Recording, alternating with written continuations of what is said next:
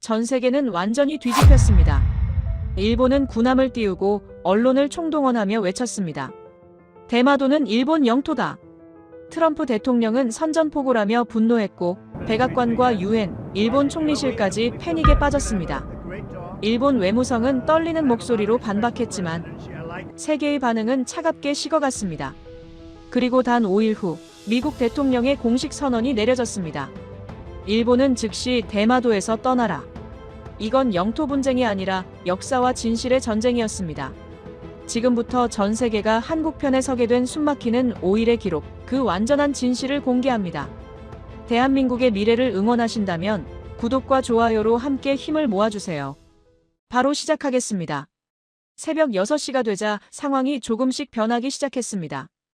도쿄에서 움직임이 포착됐어요. 일본 관방장관이 긴급 기자회견을 소집한다는 정보였습니다. 저는 동시통역으로 생중계를 지켜봤죠. 대마도는 역사적으로나 국제법적으로나 명백한 일본 영토입니다. 우리는 영토 주권을 수호하기 위해 필요한 모든 조치를 취할 것입니다. 화면 속 관방장관의 표정은 단호했어요. 뒤에는 일본 국기가 걸려 있었고 양쪽에는 해상보안청 깃발이 놓여 있었습니다. 완전히 준비된 행사였죠. 질문도 받지 않고 일방적으로 발표하고 나갔어요. 그리고 정확히 30분 후 일본 공영방송이 특집 프로그램을 시작했습니다. 대마도의 진실이라는 제목이었어요. 1시간짜리 다큐멘터리 형식이었는데 고지도를 보여주고 역사학자를 인터뷰하고 현지 주민 증언을 내보냈습니다. 제작진이 최소 3개월은 준비한 티가 났어요. 저는 그때 직감했습니다. 이건 즉흥적인 게 아니야. 계획된 도발이야. 함정 배치와 언론 대응이 너무 정교하게 맞아떨어졌거든요. 마치 각본이 있는 것처럼요. 오전 내내 상황실 모니터에는 계속 정보가 업데이트됐어요. 일본 해상자위대 함정 세척이 대마도 북방 48km 지점에서 팔자 기동을 하고 있었습니다. 레이더를 24시간 가동하고 초계기를 3시간마다 띄우고 있었죠. 우리 국방부 정보분석관이 보고했습니다. 함정 배치 패턴을 보면 이건 훈련이 아닙니다. 완전한 감시 및 차단 태세입니다. 한국 측 반응은 여전히 없습니다. 12시간이 지났습니다. 그래도 서울은 조용했어요. 반면 도쿄는 점점 더 목소리를 높였습니다. 아사히 신문, 요미우리 신문, 산케이 신문. 주요 언론이 일제히 사설을 실었어요. 대마도 영유권 재확인 필요, 한국의 역사 왜곡 중단해야, 영토 주권 수호는 국가의 의무라는 제목들이었습니다. 점심시간이 되자 일본 국회에서도 움직임이 나타났어요. 야당 의원들까지 정부를 지지하고 나섰습니다. 여야가 합심해서 결의안을 통과시켰죠. 대마도는 일본 고유의 영토라는 내용이었어요. 찬성 412표, 반대 3표. 압도적이었습니다. 인터넷은 더 격렬했습니다. 일본 누리꾼들이 해시태그를 만들어서 퍼뜨리기 시작했어요.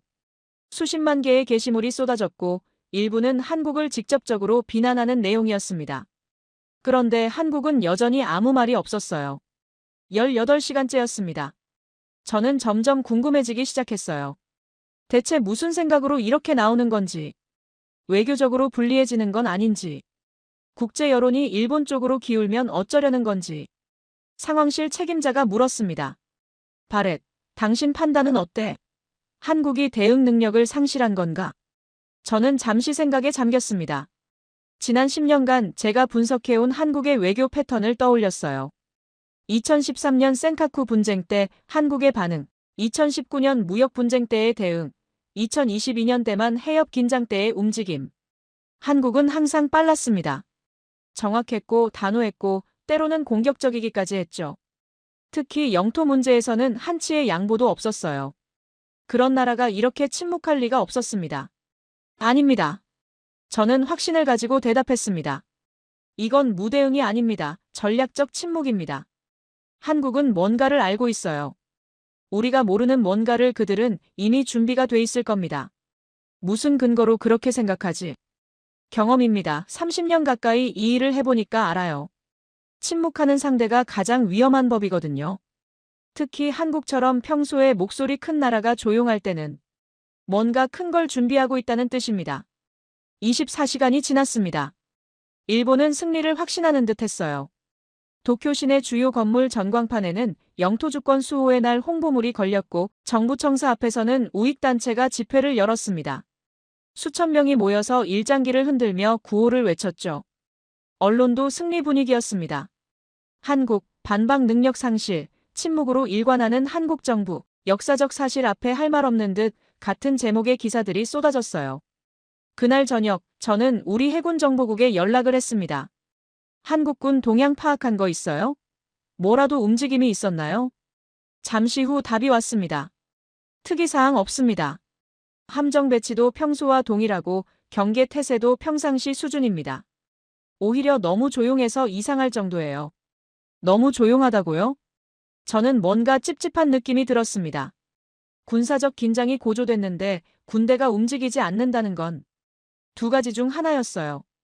아예 포기했거나 아니면 이미 모든 준비가 끝났거나. 한국이 포기할 나라가 아니라는 건 저도 알고 있었습니다. 그렇다면 정보국에 요청 하나 할게요. 한국 해군동에 전력 배치 현황 있잖아요. 최근 거 말고 지난 5년 아니 10년간 변화 추적 자료 있으면 보내주세요. 10년이요? 왜 그렇게 오래된 자료를요? 그냥 감이 와서요. 뭔가 놓치고 있는 게 있을 것 같아요. 2시간 후 제 이메일로 한 통의 보고서가 도착했습니다. 제목은 이랬습니다. 한국 해군동의 전력 배치 현황 지난 10년간 변화 추적 분석. 저는 커피를 한 잔 따라서 책상에 앉았습니다. 밤 11시였어요. 상황실은 야간 근무조로 바뀐 상태였고 저만 남아서 보고서를 펼쳤습니다. 보고서 첫 페이지에는 한 장의 지도가 있었습니다. 동해 전역을 보여주는 위성 합성 이미지였는데 거기에 빨간 점들이 찍혀 있었어요. 수십 개의 점이 대마도 주변부터 독도, 울릉도, 동해 북부까지 촘촘하게 분포돼 있었습니다. 범례를 보니 수중 음향 감시 센서라고 적혀 있었어요. 저는 황급히 다음 페이지를 넘겼습니다. 한국 해군은 2014년부터 동해 전역의 수중 음향 감시 센서망을 구축하기 시작했다. 초기에는 독도 주변 12해리 내에 집중 배치됐으나 2017년부터 범위를 확대하여 현재는 대마도 북방 해역까지 포함하고 있다. 센서 종류 3차원 음파 탐지 장비, 탐지 반경 평균 47km, 수심 500m까지 감시 가능. 특징 실시간 데이터 전송, 인공지능 분석 시스템 연동. 동해 전역에 73개의 수중귀를 설치해놨다고요? 다음 페이지에는 예산 집행 내역이 정리돼 있었어요. 2015년부터 2024년까지 한국 국방부가 해양감시 체계 구축이라는 명목으로 매년 평균 2,300억 원씩 투입했다는 내용이었습니다. 10년간 총 2조 3천억 원이에요. 한화로 18억 달러가 넘는 금액입니다. 저는 계산기를 두드렸습니다. 센서 하나당 평균 300억 원 정도 투입된 셈이었어요. 결코 싼 장비가 아니었습니다. 그런데 한국은 10년 동안 묵묵히, 조용히, 누구도 주목하지 않는 사이에 이걸 깔아놓은 거예요. 보고서는 계속됐습니다. 2019년 부산 앞바다가 내려다 보이는 언덕에 대규모 시설이 준공됐다. 공식 명칭은 해양연구센터였으나 위성 사진 분석 결과 군사시설로 판단된다. 사진이 첨부돼 있었어요. 거대한 유리 건물이었습니다. 7층 규모의 옥상에는 거대한 안테나와 위성 수신 장비가 보였어요. 이 시설은 동해 전역의 수중 센서 데이터를 실시간으로 수집하고 분석하는 통합 감시센터로 추정된다. 24시간 운영되며 약 200명의 인력이 근무하는 것으로 파악됐다. 200명이요? 이건 단순한 정보 수집 시설이 아니었어요. 완전한 작전 통제센터였습니다. 동해에서 벌어지는 모든 수중 활동을 실시간으로 감시하고 분석하고 대응 시나리오를 만드는 일종의 바다 위 사령부였던 거죠. 일본 해상자위대 함정이 사세보 기지를 출항하면 평균 17분 내에 한국 측 시스템이 이를 포착한다. 함정 종류, 이동 방향, 속도 등이 실시간으로 파악되며 엔진 음향 패턴 분석을 통해 함정 식별도 가능하다. 17분이요? 사세보 기지에서 대마도까지는 약 150km예요. 군함이 평균 시속 30km로 이동한다면 5시간 걸립니다. 그런데 한국은 출항 17분 만에 알아챈다고요? 그럼 도착하기 4시간 43분 전에 이미 정보를 갖고 있다는 뜻이잖아요. 저는 보고서를 계속 넘겼습니다. 2016년부터 한국은 독자 개발한 군사용 인공지능 시스템을 운영 중이다. 내부 명칭은 해신 시스템으로 동해 전역의 센서 데이터를 실시간 분석하여 위협 수준을 자동 판단하고 대응 방안을 제시한다. 지난 3년간 정확도 97.3%, 일본 함정 움직임 예측 정확도 98.1%, 98.1%요? 저는 생각했습니다. 우리가 한국을 얼마나 과소평가했던 건가. 우리는 한국을 그저 중견국 정도로 봤어요. 경제는 좀 잘하지만 군사적으로는 여전히 미국 도움이 필요한 나라. 기술은 있지만 전략은 부족한 나라. 그런데 실제로는 10년 전부터 이런 걸 준비하고 있었던 겁니다. 저는 다시 책상으로 돌아와 보고서를 펼쳤습니다. 2020년부터 한국 공군은 조기 경보기 4대를 동해 상공에 교대로 배치하기 시작했다. 고도 1만 2,000m에서 레이더를 가동하며 탐지 반경은 약 470km다. 470km면 일본 규슈 지역 상공까지 커버된다는 뜻이잖아요. 이를 통해 일본 항공자위대 전투기가 이륙하는 순간부터 추적이 가능하다. 기종식별, 무장 상태, 이동 경로 등을 실시간으로 파악한다. 저는 보고서를 덮었습니다. 이제 이해가 됐어요. 한국이 왜 침묵했는지, 왜 당황하지 않았는지, 왜 아무 발표도 하지 않았는지. 그들은 이미 모든 걸 알고 있었던 겁니다. 일본이 언제 움직일지, 어떤 함정을 보낼지, 어디에 배치할지. 한국은 출항하기도 전부터 전부 파악하고 있었어요. 함정이 사세보를 떠나는 순간부터 대마도에 도착하기까지 한국은 그 모든 과정을 지켜보고 있었던 겁니다. 마치 CCTV를 보듯이요. 저는 다시 보고서를 펼쳤습니다. 마지막 페이지가 남아 있었거든요. 거기에는 위성 사진이 한 장 있었어요. 독도 상공에서 찍은 사진이었는데 섬 주변 바다가 묘하게 반짝이고 있었습니다.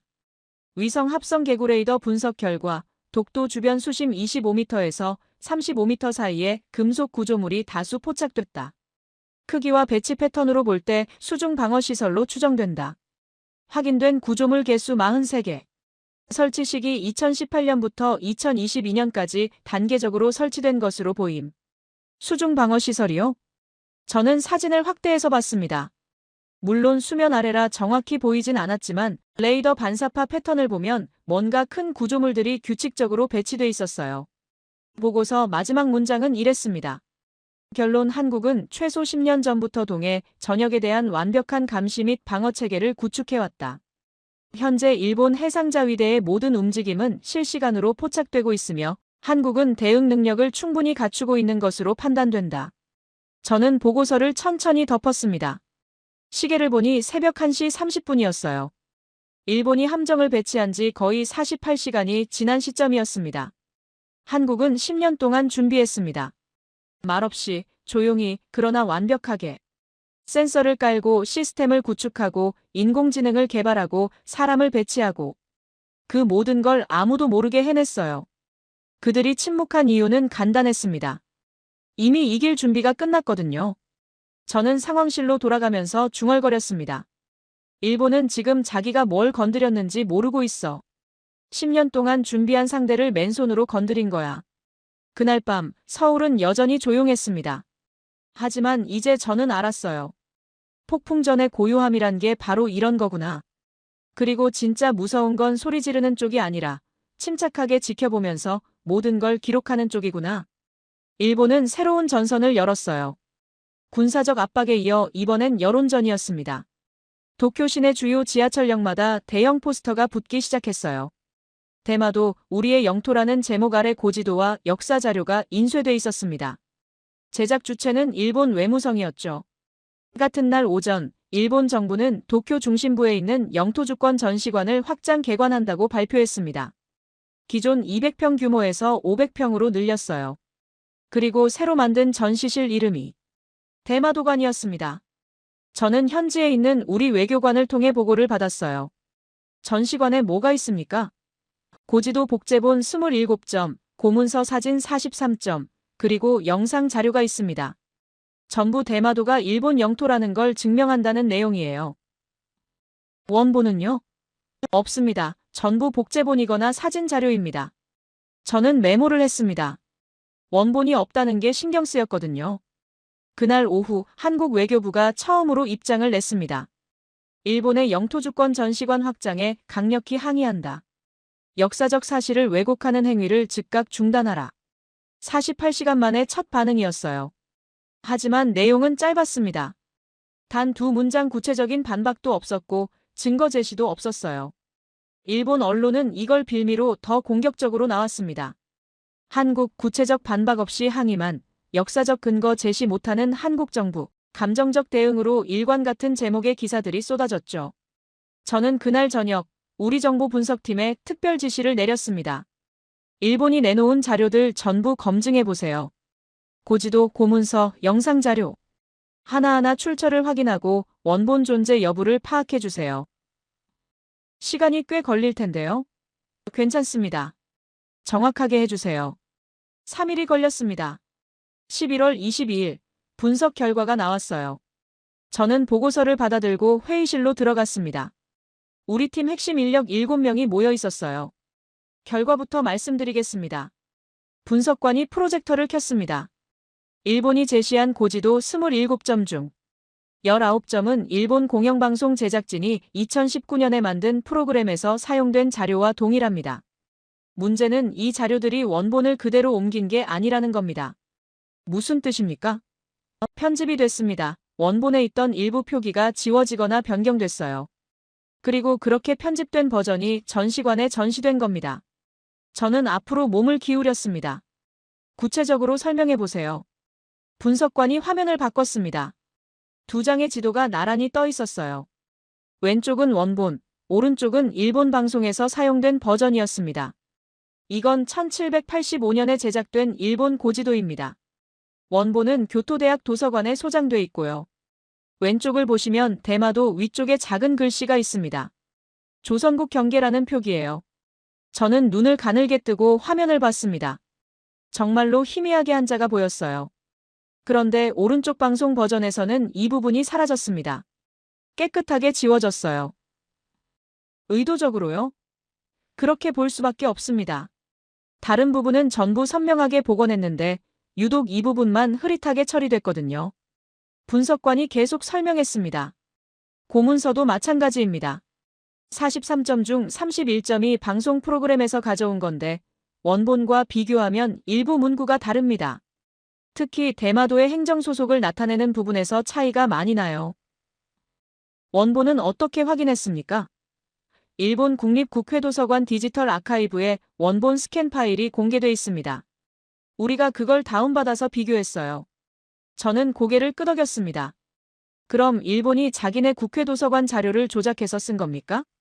아니요, 국회도서관 자료는 원본 그대로입니다. 문제는 방송국이에요. 방송 제작진이 프로그램 만들 때 일부를 편집했고 정부가 그 편집본을 그대로 가져다 쓴 겁니다. 이건 생각보다 심각한 문제였어요. 정부가 공식 전시관에 조작된 자료를 전시하고 있다는 뜻이니까요. 실수라고 하기엔 너무 체계적이었고 우연이라고 하기엔 너무 광범위했습니다. 영상 자료는요? 영상 자료 17개 중 14개가 같은 방송국 프로그램에서 나왔습니다. 그리고 이 중 9개는 자막이 원본과 다릅니다. 자막이요?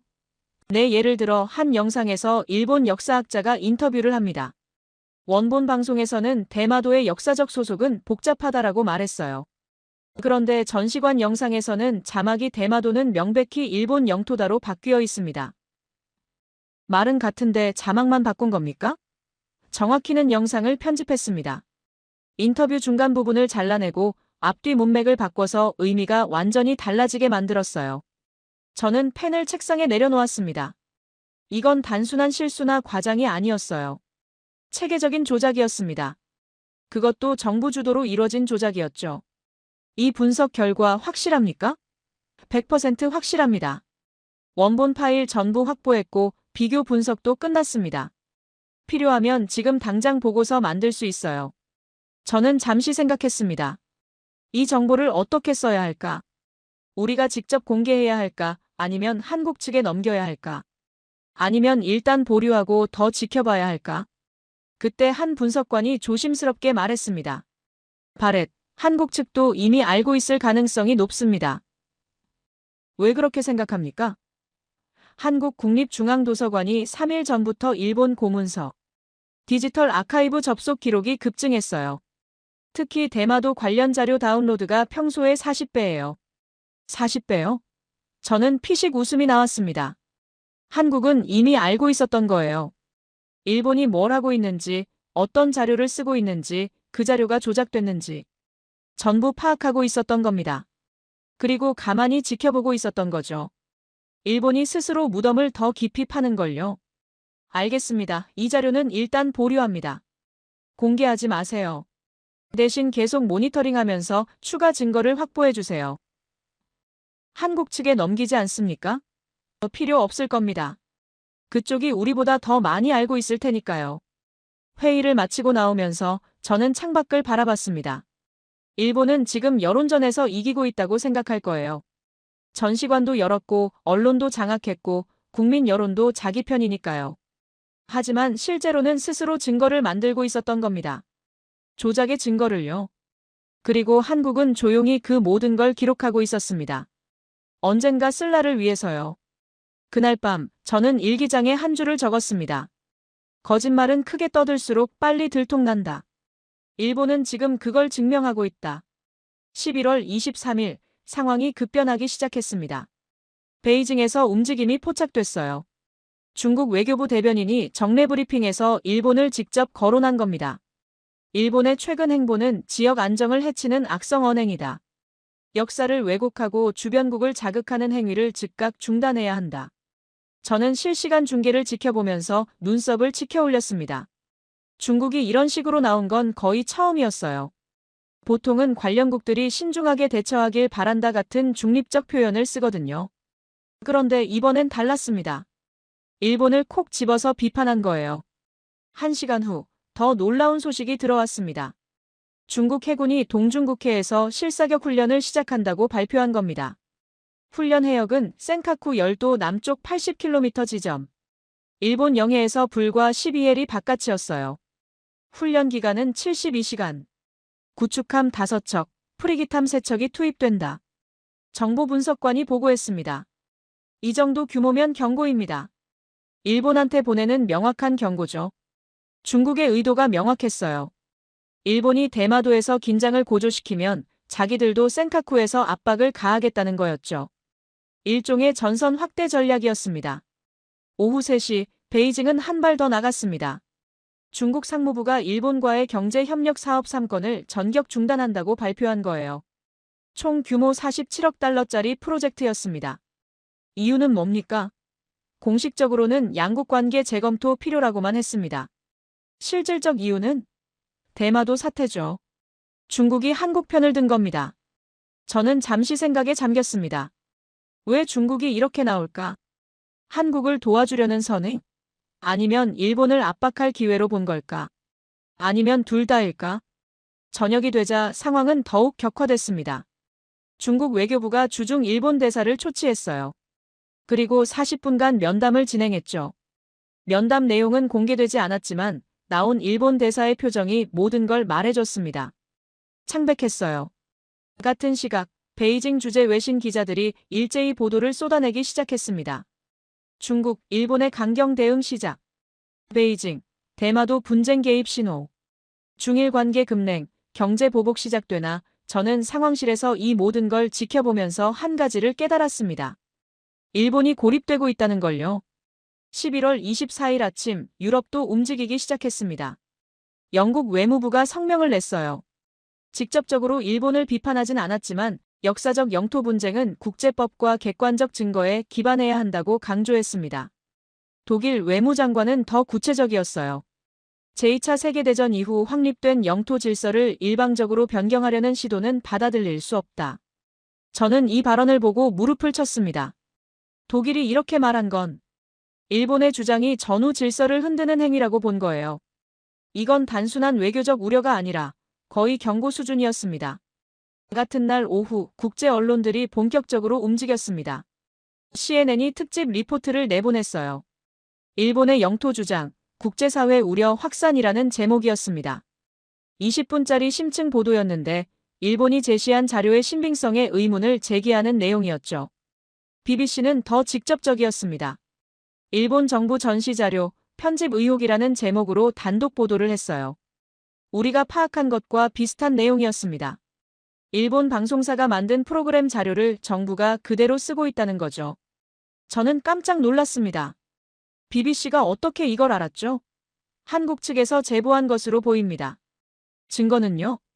BBC 기자가 서울에서 취재했다고 합니다. 한국국립중앙도서관과 국사편찬위원회를 방문했대요. 그렇군요. 한국은 우리한테 얘기하지 않았지만 국제 언론에는 정보를 흘린 겁니다. 직접 나서지 않고 제3자를 통해 진실을 퍼뜨리는 전략이었죠. 저는 감탄했습니다. 이게 바로 전략적 침묵이구나. 자기는 말을 아끼면서 다른 사람들이 대신 말하게 만드는 거. 저는 백악관 국가안보회의에 참석했습니다. 의장이 물었습니다. 바렛, 현 상황을 어떻게 평가합니까? 저는 자료를 펼치고 말했습니다. 일본이 외교적으로 고립되고 있습니다. 중국은 경제 보복을 시작했고 유럽은 우려를 표명했고 국제 언론은 일본의 주장에 의문을 제기하고 있습니다. 미국 입장은요? 저희가 지금 개입하면 상황이 더 복잡해집니다. 일단 지켜보는 게 맞다고 생각합니다. 일본은 동맹인데요. 알고 있습니다. 하지만 잘못된 주장을 지지할 순 없습니다. 특히 증거가 조작됐다면 더더욱요. 회의실이 잠시 조용해졌습니다. 의장이 다시 물었습니다. 일본 편에 설 나라가 있을까요?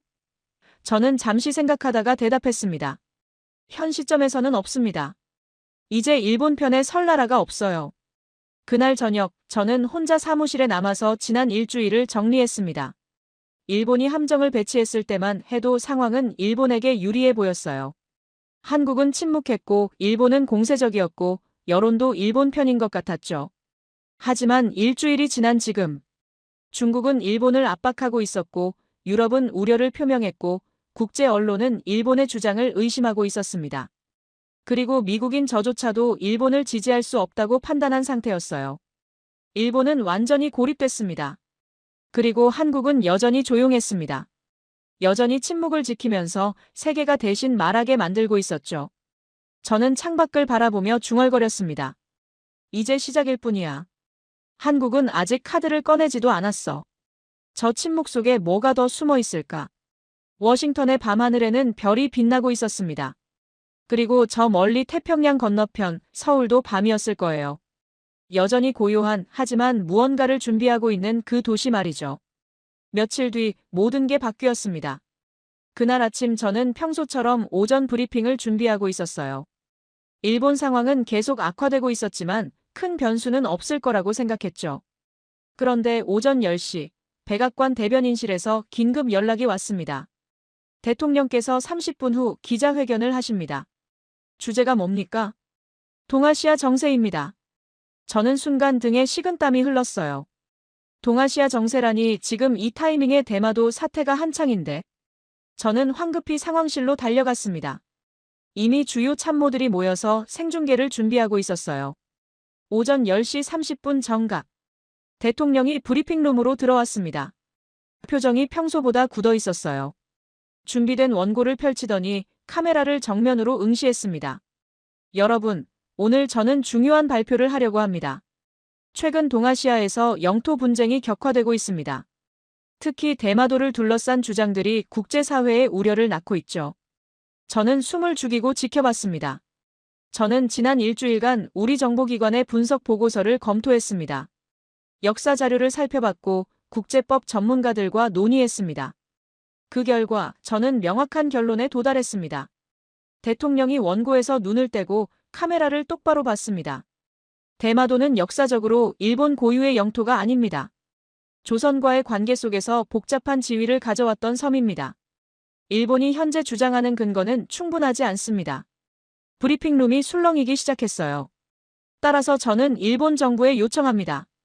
대마도 인근 해역에서 군사적 행동을 중단하고 국제법에 따른 객관적 검증 절차를 받아들이십시오.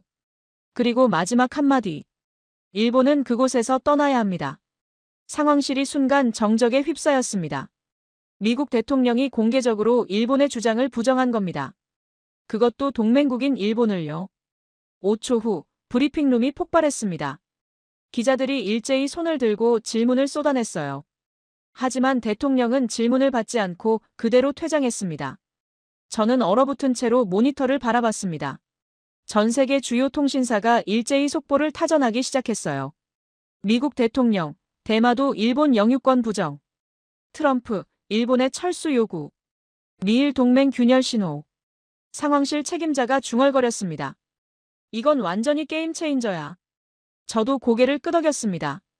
한국은 한마디도 하지 않았지만 미국 대통령이 대신 말해준 겁니다. 이보다 강력한 지지 표명이 또 있을까요? 10분 후 도쿄 반응이 들어왔습니다. 일본 관방장관이 긴급 기자회견을 열었어요. 얼굴이 창백했습니다. 미국 대통령의 발언은 매우 유감스럽습니다. 우리는 미국 정부에 공식 항의할 것입니다. 오후가 되자 상황은 더욱 급변했습니다. 일본 증시가 급락하기 시작한 겁니다. 니케이 지수가 개장 1시간 만에 3.7% 떨어졌어요. 특히 방위산업 관련 주식이 폭락했습니다. 투자자들이 미일 관계 악화를 우려하고 있습니다. 경제분석관이 보고했습니다. 엔화 가치는요? 달러 대비 2.1% 하락했습니다. 지금도 계속 떨어지고 있어요. 투자자들은 이미 알고 있었던 거예요. 일본이 이 싸움에서 이길 수 없다는 걸요. 저녁이 되자 국제 반응이 쏟아지기 시작했습니다. 영국 외무장관이 성명을 냈어요. 미국 대통령의 신중한 판단을 주목한다는 내용이었습니다. 직접적 지지는 아니었지만 반대도 아니었죠. 프랑스는 더 명확했습니다. 역사적 영토 분쟁은 객관적 증거에 기반해야 한다는 원칙에 동의한다고 밝혔어요. 독일은 한 발 더 나갔습니다. 일본의 군사적 행동 중단을 지지한다는 입장을 공식 발표했죠. 저는 보고서를 정리하면서 한 가지를 깨달았습니다. 일본은 이제 완전히 고립됐다는 걸요. 미국이 등을 돌렸고 중국은 압박하고 유럽은 비판하고 국제 언론은 의문을 제기하고 일본 편에 설 나라가 하나도 없었습니다. 그날 밤 11시 저는 혼자 사무실에 남아 있었습니다. 책상 위에는 지난 10일간의 보고서가 쌓여 있었어요. 일본의 함정 배치부터 오늘 대통령 발언까지. 저는 그 보고서들을 차례로 넘기면서 생각했습니다. 한국은 정말 한마디도 하지 않았어요. 항해 성명 하나 비판 발언 하나 없이 그저 조용히 지켜보기만 했습니다. 그런데 결과는 어떻습니까? 중국이 움직였고 유럽이 우려했고 국제 언론이 의문을 제기했고 마침내 미국 대통령까지 일본을 비판했습니다. 한국은 한마디도 안 했는데 세계가 대신 말해준 겁니다.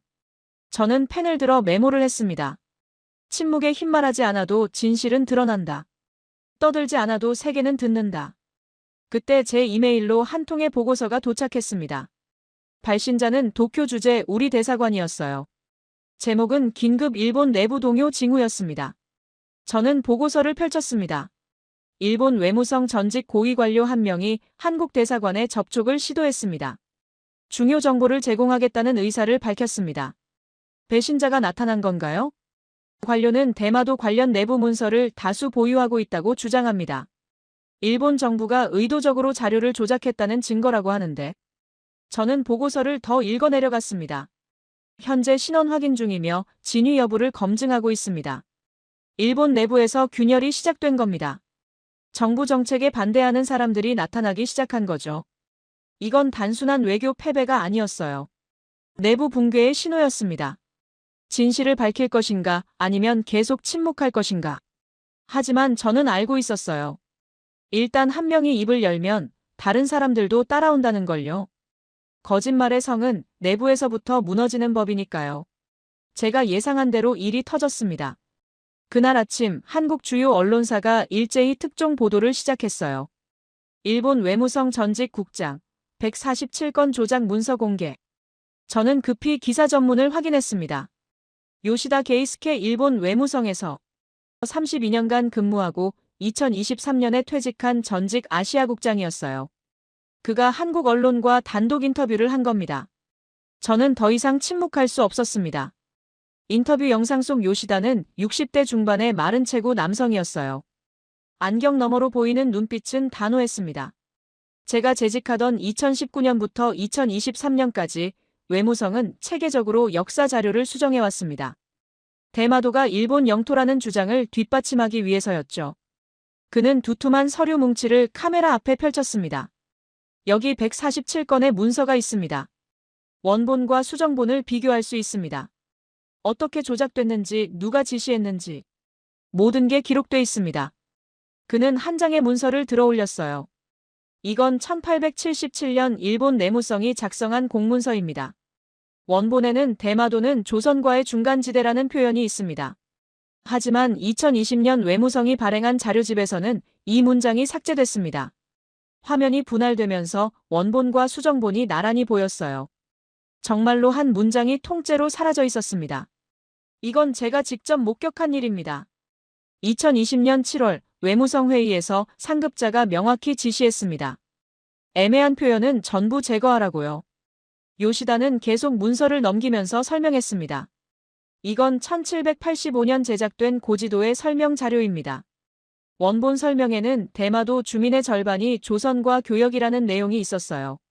하지만 공식 전시 자료에서는 대마도 주민은 일본 본토와 긴밀한 관계로 바뀌었습니다. 완전히 정반대죠. 저는 공무원으로서 국가에 충성했습니다. 하지만 역사를 조작하는 일까지 국가에 대한 충성이라고 생각하지 않습니다. 이건 국민을 속이는 거예요. 세계를 속이는 거고요. 인터뷰가 끝난 후 한국 언론은 요시다가 제공한 문서 147건을 전부 공개했습니다. 온라인에 PDF 파일로 올렸어요. 누구나 다운받아서 확인할 수 있게요. 저는 즉시 우리 분석팀에 지시했습니다. 저 문서들 전부 검증하세요. 진위 여부부터 확인해야 합니다. 6시간 후 보고가 올라왔습니다. 147건 중 143건이 진본으로 확인됩니다. 일본 국립공문서관과 국립국회도서관 소장 자료와 일치해요. 나머지 사건은요? 확인 불가입니다. 하지만 위조 흔적은 없습니다. 아마 비공개 문서인 것으로 보여요. 저는 고개를 끄덕였습니다. 이건 진짜였습니다. 요시다는 거짓말을 하고 있지 않았어요. 그날 오후 도쿄 반응이 나왔습니다. 일본 외무성이 긴급 성명을 냈어요. 요시다 게이스케는 재직 중 업무 성과가 불량했던 인물이다. 그의 주장은 사실이 아니며 국가에 대한 배신 행위다. 하지만 누구도 믿지 않았습니다. 요시다는 32년간 외무성에서 근무했고 퇴직 당시 공로상을 받았던 사람이에요. 업무성과 불량이라는 주장은 설득력이 없었죠. 더구나 그가 제시한 문서들은 실제로 일본 공문서관에 보관된 자료들이었습니다. 외무성이 부정하면 할수록 오히려 의심만 커질 뿐이었어요. 저녁이 되자 상황은 더 악화됐습니다. 일본 내부에서 두 번째, 세 번째 증언자가 나타나기 시작한 겁니다. 오키나와 출신의 역사학자 다나카 히로시가 기자회견을 열었어요. 대마도뿐만 아니라 류큐, 그러니까 오키나와도 마찬가지입니다. 일본 정부는 오랫동안 오키나와의 독립적 역사를 억압해왔습니다. 다나카는 70대 후반의 노학자였습니다. 대마도가 조선과 복잡한 관계였던 것처럼 류큐도 중국 및 동남아시아와 독자적 관계를 맺었습니다. 우리는 단순히 일본의 일부가 아니었어요. 하나의 독립된 왕국이었습니다.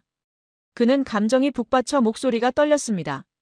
일본 정부가 대마도에서 하고 있는 일은 과거 오키나와에서 했던 일과 똑같습니다. 역사를 지우고 정체성을 부정하고 강제로 편입시키는 거죠. 이 발언은 일본 내부에 큰 파장을 일으켰습니다. 오키나와에서는 평화운동가들이 거리 시위를 시작했어요. 역사 왜곡 중단하라, 오키나와 정체성 존중하라는 피켓을 들고 나왔죠. 저는 이 모든 걸 지켜보면서 한 가지를 깨달았습니다. 일본의 문제는 대마도만이 아니었다는 걸요. 그들은 오랫동안 여러 지역의 역사를 왜곡해왔고 그 거짓말들이 이제 한꺼번에 드러나고 있었던 겁니다.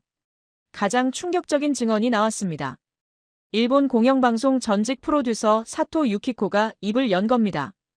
2019년 대마도 특집 프로그램을 제작할 때 저는 외무성으로부터 직접적인 압력을 받았습니다. 사토는 50대 초반의 여성이었어요. 25년간 방송국에서 일하다가 2023년에 퇴사했다고 했습니다. 외무성 관계자가 방송국에 찾아왔습니다. 그리고 구체적인 요구사항을 전달했어요. 어떤 지도를 써야 하는지, 어떤 표현을 써야 하는지, 어떤 전문가를 섭외해야 하는지. 그녀는 당시 주고받았던 이메일을 공개했습니다. 여기 보시면 외무성 담당자가 직접 편집 방향을 지시한 내용이 있습니다. 조선과의 관계를 최소화할 것, 일본 영토임을 강조할 것, 애매한 역사적 사실은 생략할 것. 사토는 고개를 저었습니다. 저는 거부하고 싶었습니다. 하지만 방송국 임원들이 압력을 넣었어요. 외무성 요구를 받아들이지 않으면 프로그램을 폐지하겠다고 했죠. 저는 결국 굴복했습니다. 그녀의 눈에 눈물이 맺혔어요. 그게 제 커리어에서 가장 부끄러운 순간이었습니다. 방송인으로서 진실을 왜곡한 거니까요. 그래서 퇴사했어요.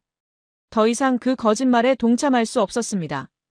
이 증언은 결정타였습니다. 일본 정부가 공영방송을 동원해서 체계적으로 여론을 조작했다는 증거였으니까요. 저는 그날 밤 상황실에서 보고서를 작성하면서 한 줄을 적었습니다. 일본 정부의 신뢰도는 회복 불가능한 수준으로 추락했다. 내부 고발자들이 계속 나타나고 있으며 국제사회의 비난은 더욱 거세질 것으로 예상된다. 그리고 마지막 문장을 추가했습니다. 한국은 여전히 침묵하고 있다. 그들은 한마디도 하지 않았다. 그저 일본이 스스로 무너지는 걸 지켜보고 있을 뿐이다. 저는 생각했어요. 거짓말은 언젠가 무너진다고. 그것도 가장 예상치 못한 곳에서 가장 믿었던 사람들에 의해서 무너진다고. 일본은 지금 그걸 경험하고 있었습니다. 한국이 드디어 움직였습니다. 한국 외교부가 유엔 사무총장에게 공식 서한을 보낸 겁니다. 대마도 영유권 문제에 대한 국제법적 검토를 요청한다는 내용이었어요. 동시에 한국은 127건의 역사 자료를 유엔에 제출했습니다. 저는 그 자료 목록을 받아봤어요. 고문서 73건, 고지도 31건, 외교문서 23건. 하나하나가 전부 원본이었습니다. 복제본이나 사진이 아니라 실제 종이로 된 원본 자료였어요. 이걸 어떻게 확보한 겁니까? 한국국립중앙도서관, 규장각, 국사편찬위원회. 여러 기관에서 소장하고 있던 자료입니다. 그리고 일부는 일본 국립국회도서관에서 빌려온 거예요. 일본에서요? 네, 공식되어 절차를 통해서요. 아이러니하게도 일본이 보관하고 있던 문서 중 일부가 일본의 주장을 반박하는 증거가 됐습니다. 일본이 자기 도서관에 보관하던 문서가 자기들을 무너뜨리는 증거가 된 거예요. 유엔 산하국제법위원회가 1차 검토 결과를 발표했습니다. 한국이 제출한 127건의 자료를 예비 검증한 결과 모두 진본으로 확인됐다. 짧은 성명이었지만 파급력은 엄청났습니다. 일본이 제출한 자료는 대부분 조작 의혹을 받고 있는 상황에서 한국 자료는 전부 진본 판정을 받은 거니까요. 저는 유엔에 파견된 우리 외교관에게 연락했습니다. 현장 분위기가 어떻습니까? 일본 대표단이 완전히 수세에 몰렸습니다. 반박 자료를 제시하겠다고 했는데 유엔 측에서 원본을 가져오라고 요구했어요. 복제본이나 디지털 파일은 받지 않겠다고요. 일본이 원본을 가져올 수 있을까요? 어렵습니다. 그들이 주장하는 자료 대부분이 애초에 원본이 없거든요. 방송 프로그램에서 만든 재현물이거나 편집된 버전이니까요. 한국은 10년 넘게 준비했던 겁니다. 조용히, 체계적으로 원본 자료를 하나하나 수집하고 보존하면서요. 중국이 다시 한번 무대에 등장했습니다. 중국 외교부 대변인이 정례 브리핑에서 강력한 발언을 한 거예요. 일본은 침략의 역사를 제대로 반성하지 않고 있다. 대마도 문제는 단순한 영토 분쟁이 아니다. 일본이 과거 제국주의 시절의 사고방식에서 벗어나지 못했다는 증거다. 이 발언은 매우 신중하게 설계된 것이었어요. 중국은 대마도 자체보다 일본의 역사인식 문제를 건드린 겁니다. 이건 한국뿐만 아니라 중국, 나아가 아시아 전체의 문제로 확대시키는 전략이었죠. 같은 날 유엔 본부에서 공청회가 열렸습니다. 한국 대표단이 127건의 자료를 직접 설명하는 자리였어요. 저는 생중계로 지켜봤습니다. 한국 대표는 50대 중반의 차분한 여성 외교관이었습니다. 이건 1443년 조선 세종 시절 작성된 외교 문서입니다. 대마도주가 조선 국왕에게 보낸 서한인데 여기서 대마도주는 스스로를 조선의 번신이라고 칭하고 있습니다. 그녀는 원본 문서를 카메라 앞에 조심스럽게 펼쳤어요. 600년 된 종이였지만 보존 상태가 양호했습니다. 이건 1609년 작성된 문서입니다. 일본 도쿠가와 막부가 대마도의 지위에 대해 논의한 내부 문서인데 여기에 대마도는 조선과 일본 사이의 중간지대라는 표현이 명확히 나옵니다. 그녀는 문서를 하나씩 제시하면서 설명했습니다. 차분하고 정확하고 감정을 배제한 채 팩트만 전달했어요. 이건 1785년 일본에서 제작된 지도입니다. 대마도 위쪽에 조선국 경계라는 표기가 있습니다. 일본 교토대학 도서관 소장본입니다. 30분간 발표가 이어졌습니다. 그리고 마지막에 그녀가 한 말이 결정타였어요. 우리는 127건의 원본 자료를 제출했습니다. 일본도 원본을 제시하시기 바랍니다. 진실은 원본 속에 있습니다. 공청회장이 조용해졌습니다. 일본 대표단은 아무 말도 하지 못했어요. 그들이 가진 건 복제본과 재현물 뿐이었으니까요. 12월 10일 국제법위원회가 최종 의견을 발표했습니다. 한국이 제출한 자료를 종합적으로 검토한 결과 대마도는 역사적으로 조선과 긴밀한 관계를 맺었으며 일본 고유의 영토라는 주장은 역사적 근거가 충분하지 않다고 판단된다. 이건 유엔의 공식적인 입장은 아니었어요. 하지만 국제법 전문가들의 집단적 의견이었고 그 무게감은 상당했습니다. 저는 그날 밤 최종 보고서를 작성하면서 이렇게 적었습니다. 대마도 분쟁은 사실상 종결됐다. 일본은 국제사회에서 신뢰를 완전히 상실했다. 한국은 한마디 말도 하지 않고 오직 증거만으로 승리했다. 그리고 마지막 문장을 추가했습니다. 이건 새로운 외교의 모델이다. 떠들지 않고 감정적으로 대응하지 않고 그저 진실을 제시하는 것. 한국은 세계에 그 방법을 보여줬다. 일본이 함정을 배치한 지 거의 한 달이 지난 시점이었습니다. 그 한 달 동안 한국은 거의 아무 말도 하지 않았습니다. 하지만 결과는 완벽한 승리였어요. 저는 생각했습니다. 진짜 강한 나라는 이런 거구나. 소리 지르지 않아도 협박하지 않아도 그저 진실을 보여주기만 하면 되는 나라. 한국은 그런 나라였습니다. 일본 총리가 대국민 담화를 발표했습니다. 저는 생중계를 지켜봤어요. 총리의 얼굴은 여위어 있었고 목소리에는 힘이 없었습니다. 국민 여러분, 저는 오늘 무거운 마음으로 이 자리에 섰습니다. 지난 한 달간 우리 정부가 추진한 대마도 관련 정책에 대해 깊이 반성합니다. 충분한 검증 없이 자료를 사용한 점, 국제사회의 우려를 간과한 점에 대해 사과드립니다. 이건 사과였지만 완전한 사과는 아니었어요. 여전히 검증 부족이라는 표현을 썼지 조작이라고 인정하지는 않았으니까요. 하지만 일본 국민들은 이미 알고 있었습니다. 언론과 내부 고발자들이 모든 걸 폭로했으니까요. 담화가 끝난 직후 일본 여론조사 결과가 나왔습니다. 총리 지지율 23%. 역대 최저 수준이었어요. 내각 신뢰도 18%. 대마도 정책이 잘못됐다는 응답 67%. 일본 국민들조차 자기 정부를 믿지 않게 된 겁니다. 한국 정부가 처음으로 공식 입장을 냈습니다. 한 달 만에 첫 번째 제대로 된 발표였어요. 청와대 대변인이 브리핑에 나왔습니다. 대마도의 역사적 지위에 대한 검증은 역사에 맡깁니다. 우리는 진실이 밝혀지길 기다릴 것이며 국제사회의 객관적 판단을 존중합니다.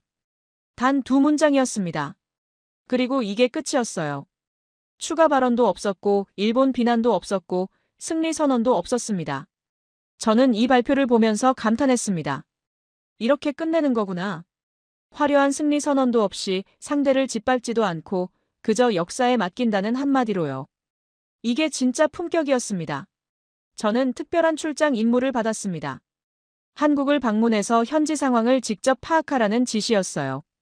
저는 서울에 도착해서 국방부와 외교부를 방문했습니다. 그리고 부산에 있는 해양감시센터도 둘러봤죠. 센터 내부는 정말 인상적이었어요. 거대한 전광판에는 동해, 전역의 실시간 상황이 표시되고 있었습니다. 모든 함정, 모든 움직임이 한눈에 보였어요. 10년 전부터 준비하신 거죠? 제가 물었습니다.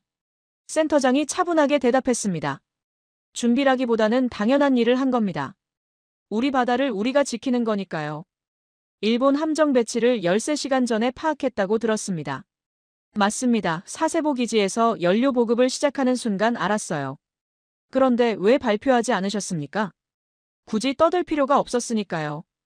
우리는 이미 알고 있었고 준비돼 있었고 대응 능력도 충분했습니다. 그걸 증명하는 건 때가 되면 되는 거죠. 저는 고개를 끄덕였습니다.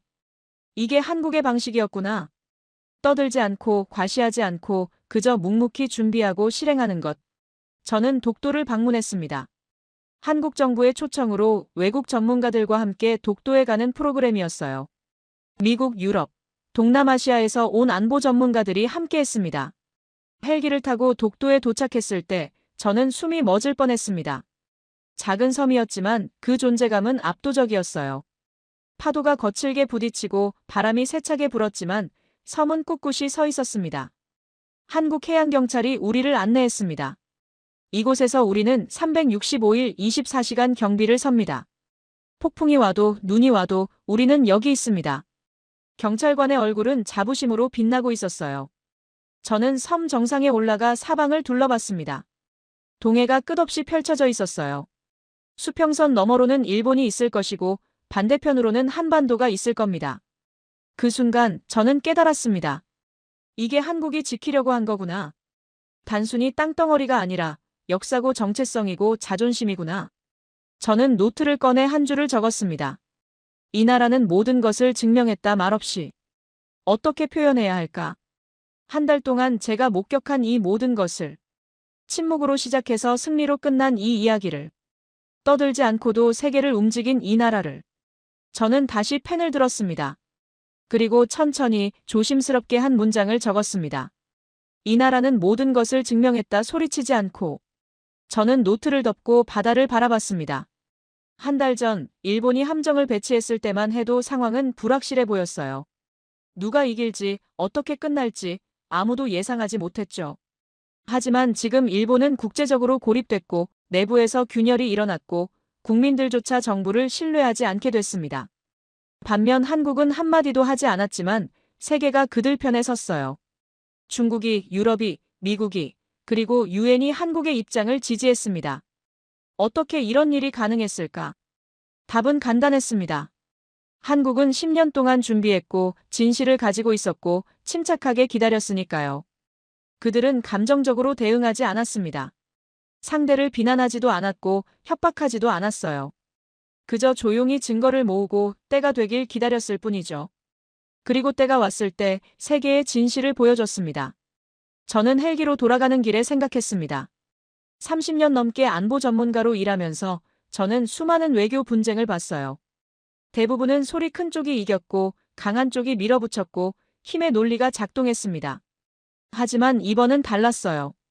한국은 소리 지르지 않았지만 이겼습니다. 협박하지 않았지만 상대를 무너뜨렸어요. 힘을 과시하지 않았지만 세계를 움직였습니다. 이게 새로운 외교의 모델이 될 수 있을까요? 저는 그럴 거라고 믿습니다. 저는 워싱턴으로 돌아와 최종 보고서를 작성했어요. 백악관에 제출할 공식 문서였습니다. 보고서 제목은 이렇게 정했습니다. 침묵의 외교 한국의 전략적 대응 분석. 그리고 결론 부분에 이렇게 썼습니다. 한국은 대마도 분쟁에서 새로운 외교 방식을 보여줬다. 감정적 대응 대신 전략적 침묵을, 언론전 대신 증거 축적을, 즉각적 반응 대신 장기적 준비를 선택했다. 결과는 완벽한 승리였다. 이는 21세기 외교의 새로운 모델이 될 수 있다. 힘의 과시가 아닌 진실의 제시로, 소음이 아닌 침묵으로, 공격이 아닌 품격으로 승리하는 방식 말이다. 한국은 세계에 증명했다. 떠들지 않아도 이길 수 있다는 것을. 소리치지 않아도 세계가 듣는다는 것을. 그리고 진실은 결국 드러난다는 것을. 보고서를 제출하고 나서 하얀 눈이 조용히 소리 없이 내리고 있었습니다. 꼭 한국의 전략 같았어요. 조용히, 그러나 확실하게 소리 없이, 하지만 모든 것을 덮으면서. 저는 마지막으로 노트를 펼쳤습니다. 독도에서 적었던 그 문장을 다시 읽었어요. 이 나라는 모든 것을 증명했다 소리치지 않고. 그리고 그 아래에 한 줄을 더 추가했습니다. 진짜 강한 나라는 끝까지 침착한 법이다. 대한민국의 품격 있는 승리를 응원하신다면 지금 구독과 좋아요로 함께 해주세요. 여러분의 한 번의 클릭이 큰 힘이 됩니다.